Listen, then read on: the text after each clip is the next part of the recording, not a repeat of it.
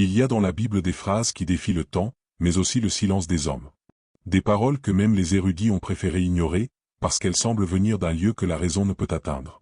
Ce sont des éclats de vérité qui brûlent doucement, comme si Dieu avait laissé dans le texte quelques braises de l'invisible pour ceux qui oseraient encore chercher. Gigi Benitez, dans ses carnets jaunis par les années, raconte un moment d'une intensité presque mystique. Nous sommes à Aksum, en Éthiopie, dans un monastère où le temps semble s'être arrêté. L'air sent l'encens et la poussière ancienne. Un moine silencieux, au visage marqué par la prière, s'avance vers lui. Il tient entre ses mains un manuscrit que personne, dit-il, n'a ouvert depuis des générations. Benitez le décrit ainsi. Il tremblait en le posant devant moi, comme si le papier portait encore la respiration du Christ. Sur la première page, à demi effacée, une ligne en araméen ancien, le Fils de l'homme parlera encore à ceux qui croient que tout est fini. Une phrase qu'aucun évangile canonique ne rapporte. Une phrase que l'histoire semble avoir oubliée ou peut-être effacée. Elle résonne pourtant comme une promesse, la voix du Christ n'appartient pas au passé. Elle traverse les siècles, cherche des cœurs prêts à entendre ce que le monde religieux a cessé d'écouter. Benitez sent alors que quelque chose se déplace dans l'air. Ce n'est pas une simple découverte archéologique. C'est une faille dans le récit officiel. Une lumière subtile, presque interdite. Il écrit dans son journal. Il y a dans les textes oubliés une lumière que Rome n'a pas voulu voir. Une lumière qui brûle les yeux de celui qui la lit 100 fois. Le manuscrit semble prolonger un épisode postérieur à la résurrection. Jésus y parle à ses disciples, rassemblés dans la peur et le doute. Il leur dit, « Le royaume est déjà en vous, mais vous ne le voyez pas, car vous cherchez dehors ce qui ne peut être trouvé qu'au-dedans. » Ces mots font frémir l'âme de Benitez. Il rappelle immédiatement le verset 3 de l'évangile de Thomas. « Si ceux qui vous guident vous disent, « Regardez, le royaume est dans le ciel », alors les oiseaux du ciel vous précéderont. Mais le royaume est en vous et autour de vous. Une correspondance troublante, presque parfaite. Et pourtant, ce passage a disparu du canon reconnu. Pourquoi? Benitez médite longuement sur cette question, assis dans le cloître, la main posée sur le manuscrit. Les rayons du soleil s'infiltrent entre les pierres, illuminant la poussière suspendue dans l'air. Il écrit encore. Les églises ont bâti des murs autour du mystère, mais le royaume, lui, n'a jamais eu besoin de murs. Cette idée le hante. Et s'il existait un fil invisible reliant tous ces textes oubliés, évangile de Thomas, manuscrit d'Aksum, fragments coptes de Nag Hammadi comme les morceaux d'un même souffle divin, volontairement dispersés pour que seuls les chercheurs sincères puissent le retrouver? Car cette parole du Christ, le royaume est déjà en vous dérange. Elle abolit toute hiérarchie, toute médiation. Si Dieu habite en l'homme, nul temple, nul prêtre, nul dogme ne peut prétendre le posséder. Alors, Benitez se pose une question qui traverse toute son œuvre. Et si le plus grand secret du christianisme n'était pas ce que Jésus a fait, mais ce qu'on nous a empêché d'entendre de lui? À ce moment-là, il repense aux paroles de l'apôtre Paul dans sa lettre aux Colossiens, 1h27. Le mystère caché depuis tous les siècles, mais révélé maintenant à ses saints, Christ en vous, l'espérance de la gloire. Tout y est. La clé. Le sens. L'explication que personne ne veut voir. Christ en vous. Pas dans le ciel. Pas dans les dogmes. Mais dans le sanctuaire intérieur, là où le souffle et la conscience se rejoignent. Benitez comprend alors que ce que le moine a déposé entre ses mains n'est pas simplement un manuscrit. C'est un rappel. Une main tendue du passé vers le présent. Un signe que la parole n'est pas figée dans les pages, mais qu'elle continue de parler à travers ceux qui osent écouter autrement. Plus tard, il confiera dans une lettre à un ami. J'ai senti que ce texte n'avait pas été écrit pour être lu, mais pour être réveillé. Comme si ces mots attendaient depuis 2000 ans que quelqu'un les prononce à nouveau à voix haute. Il ne cherche pas à convaincre. Il témoigne. Et dans ce témoignage, on sent que quelque chose s'éclaire, non pas dans la raison, mais dans la conscience du lecteur. Une lumière ancienne, presque oubliée, qui semble murmurer à chacun, le royaume n'est pas ailleurs. Il est là, dans ton souffle. Dans ton regard. Dans le silence entre deux battements de ton cœur. Et tandis qu'il referme le manuscrit, Benitez comprend que certaines vérités ne sont pas faites pour être expliquées, mais reconnues. Non pas dans les mots, mais dans la vibration qu'il réveille en nous. Ce qu'il a trouvé à Aksum, ce n'est pas une nouvelle doctrine. C'est une réminiscence. Le souvenir d'une voix qui n'a jamais cessé de parler, et qui, aujourd'hui encore, attend d'être entendue. Les fragments retrouvés à Aksum n'étaient pas de simples reliques. Ils ressemblaient à des morceaux d'un discours interrompu, comme si le Christ avait laissé inachevé une phrase que le temps devait compléter. Les scribes anciens avaient copié ces mots dans le silence des cellules de pierre, avec une attention presque tremblante. Sur un feuillet, on pouvait lire, et le maître leur dit, « Quand vous verrez la lumière se lever dans le cœur d'un homme, sachez que le Fils du Très-Haut a parlé. » Benitez resta longtemps devant cette phrase. Elle semblait vivante.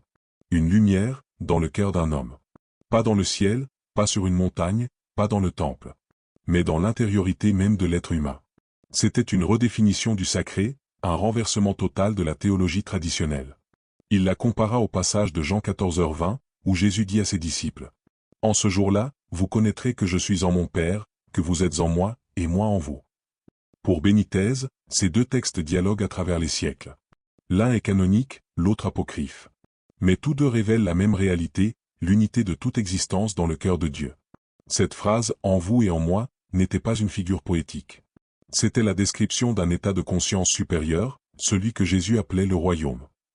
Pourtant, au fil des conciles et des traductions, cette idée fut progressivement réduite, affadie, déplacée dans l'au-delà. On a parlé de vie éternelle comme d'une récompense, et non comme d'une transformation intérieure. Mais le manuscrit d'Aksum, lui, parle d'une lumière qui se lève. Un mouvement. Une naissance continue. La vie éternelle ne serait pas un futur lointain, mais un présent éveillé. Dans la marge du texte, une main anonyme avait écrit ces mots vertigineux, « Ceux qui comprennent ces mots ne mourront jamais ». Benitez relut cette phrase des dizaines de fois. Était-ce une promesse? Une métaphore? Ou le témoignage d'une expérience spirituelle réelle? Ceux qui comprennent, non pas ceux qui croient. Comprendre ici ne signifie pas raisonner, mais se souvenir.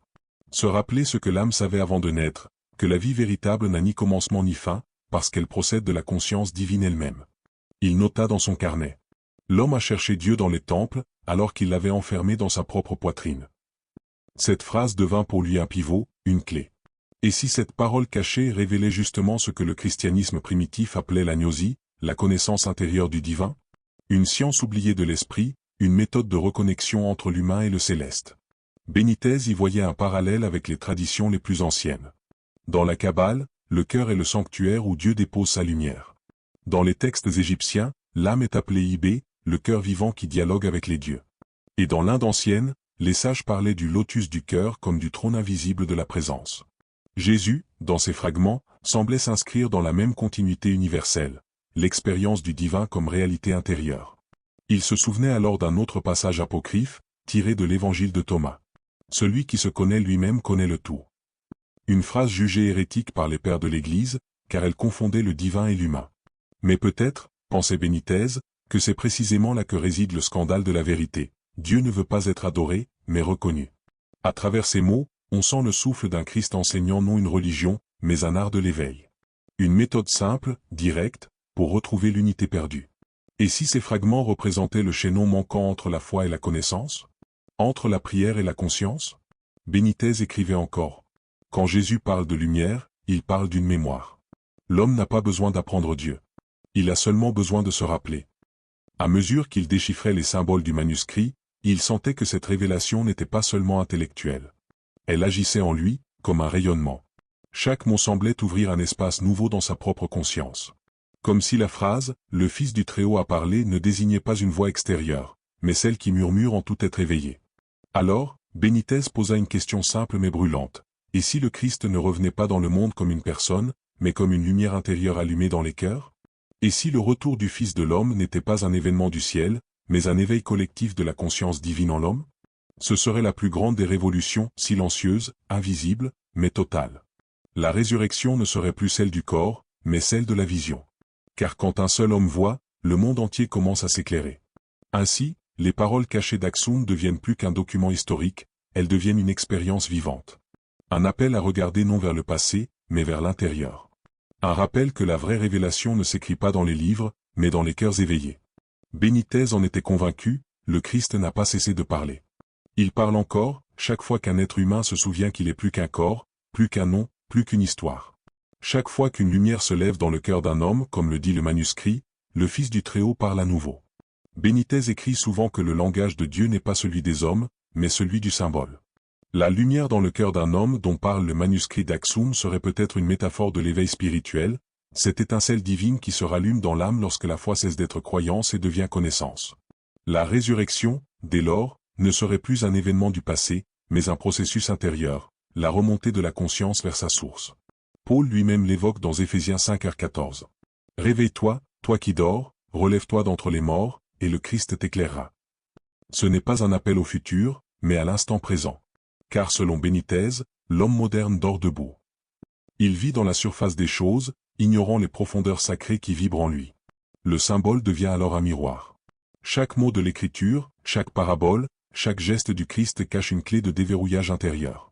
Ainsi, quand Jésus dit « Là où deux ou trois sont réunis en mon nom, je suis au milieu d'eux », Benitez y voit non pas une simple référence à la communauté, mais à la fusion des deux polarités en l'homme, le masculin et le féminin spirituel unis dans la lumière du nom divin. Et si personne n'a pu l'expliquer, c'est peut-être parce que la vérité n'a pas à être comprise par la raison, mais reconnue par le cœur. Benitez conclut ses notes par ces mots. J'ai cherché Dieu dans les mots, et je l'ai trouvé dans le silence. Ce silence dont il parle n'est pas absence, mais plénitude. C'est le lieu où la parole se fait chair, non pas dans un livre, mais dans l'âme. Car si Jésus a dit, « Le royaume est en vous », c'est pour que nul ne cherche ailleurs la source de la lumière. Les Écritures deviennent alors un miroir de l'invisible. Chaque verset murmure une question. Entends-tu la voix qui te parle à travers le texte? Ressens-tu cette présence qui respire entre les lignes? Es-tu prêt à lire non avec les yeux, mais avec le cœur? Benitez ne prétend pas expliquer le mystère. Il le contemple. Et dans cette contemplation, il nous rappelle que Dieu n'a jamais cessé de parler, seulement, l'homme a cessé d'écouter. La vérité que personne n'a pu expliquer n'est pas une énigme à résoudre, mais une lumière à recevoir. Une flamme douce, déposée au centre de chaque être, attendant que quelqu'un ose dire, « Seigneur, me voici. Réveille en moi ce que j'ai oublié. »